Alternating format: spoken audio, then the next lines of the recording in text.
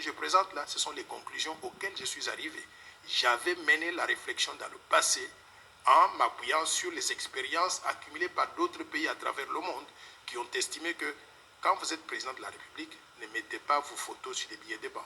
Pourquoi? Parce que vous discréditez une monnaie qui déjà n'a pas de valeur. Le franc congolais n'a pas de valeur aujourd'hui. Vous savez quoi? 95% de la monnaie congolaise, de la masse monétaire congolaise, se trouve en dollars. Pourquoi elle se trouve en dollars? Parce que les Congolais n'ont pas confiance dans les billets des banques qui circulent dans notre pays. Alors, il ne faut pas ajouter au problème. Cherchons à régler le problème pour crédibiliser la monnaie congolaise pour qu'elle devienne aussi bonne que le dollar et l'euro. Et l'une des choses que nous devons faire pour crédibiliser la monnaie, c'est déjà avoir des signes monétaires qui n'ont pas les photos des politiciens, qui n'ont pas les photos du président en poste, mais également de son prédécesseur qui est parti dans les conditions que nous connaissons. Tout le monde le sait, la Banque centrale aujourd'hui n'a pas de réserve d'échange. Ah bon? Les réserves d'échange qu'on a eues il y a un an, il y avait 1 milliard 200 millions de réserves d'échange. Aujourd'hui, on est descendu à environ 800 millions de réserves d'échange. Vous disiez, les réserves d'échange, c'est ce que Kabila a laissé. Oui, mais je ne voudrais pas donner du crédit là où le crédit ne devrait pas être donné. Je voudrais dire ceci. Lorsque Joseph Kabila est parti du pouvoir, il nous a laissé 1 milliard de réserves d'échange. Il nous a laissé aussi 3,7 milliards de dettes intérieures et 4,7 milliards de dettes extérieures. Donc, en réalité, il n'y avait pas de réserve d'échange. Ce qu'il a laissé là, c'est une gymnastique financière. En réalité, on n'avait pas de réserve d'échange. Kabila a laissé les caisses de l'État vides. Et on a présenté cela en disant, c'est des gymnastiques cosmétiques pour dire, vous avez 1,2 milliard, je vous ai laissé 1,2 milliard, mais je vous laisse aussi, ça on ne le dit pas, 3,7 donc de dette intérieure qu'on ne payait pas. Et d'ailleurs, la dette intérieure est beaucoup plus élevée que ça. Vous savez pourquoi? Toutes les entreprises publiques, il y a des arriérés de salaire. Allez par exemple à la SNCC, qui est une entreprise de l'État, il y a 2-3 années d'arriérés de salaire. La MIBA, 3-4 années, 5 années d'arriérés de salaire. La SONAS, la même chose. L'ONATRA, la même chose. Quand on va faire l'inventaire de tous Même à la SONAS. À la SONAS, partout, toutes les entreprises publiques sont en faillite.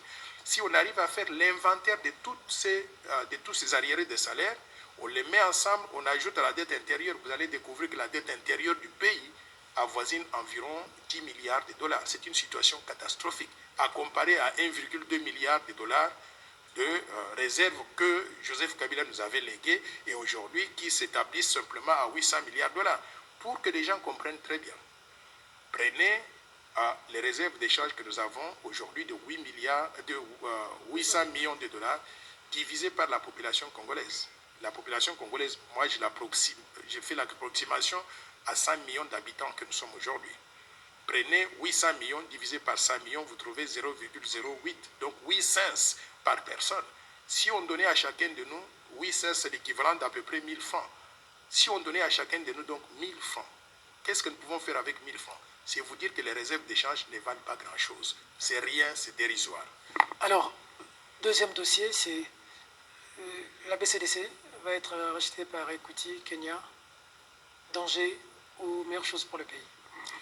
Moi, je crois que c'était manque de vision pour nous en tant que Congolais qu'on vende la deuxième grande banque du pays à Equity Bank du Kenya. Et je vais vous dire pourquoi. Déjà, Equity Bank du Kenya, c'est une banque étrangère. Nous avons aujourd'hui environ 15 banques commerciales en République démocratique du Congo. Toutes les banques appartiennent aux étrangers. C'est lui qui contrôle les banques, contrôle l'économie d'un pays.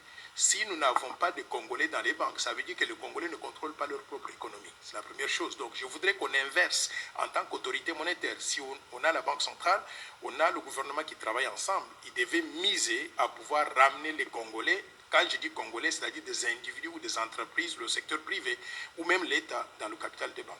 Deuxième danger que je vois, c'est que Equity Bank, même si elle porte l'étiquette du Kenya, elle est listée à la bourse de Kigali au Rwanda et de Kampala en Ouganda. Ce que ça veut dire, c'est que les Ougandais et les Rwandais aux côtés de Kenya sont actionnaires donc dans Equity Bank.